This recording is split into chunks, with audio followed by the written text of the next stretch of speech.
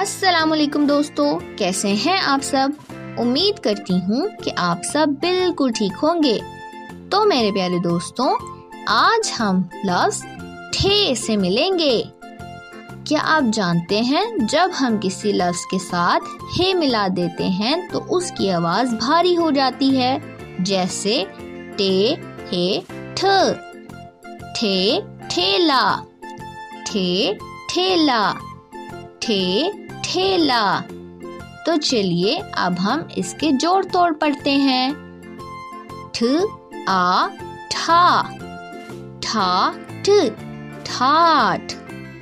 ठ ओ ठो, बैठो। ठ ई ठी, बैठी। ठ ए ठे, बैठे। तो चलिए अब हम कुछ अल्फाज पढ़ते हैं। आठ, आठ।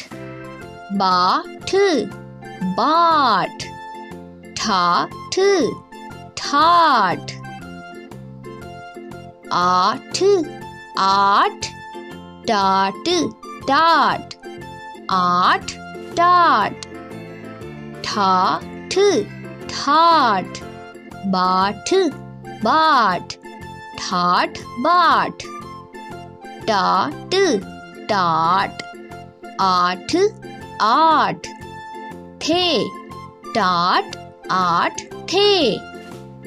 उम्मीद है दोस्तों आपको इसमें बहुत मजा आया होगा। फिर मिलते हैं, तब तक के लिए खुदा हाफिज।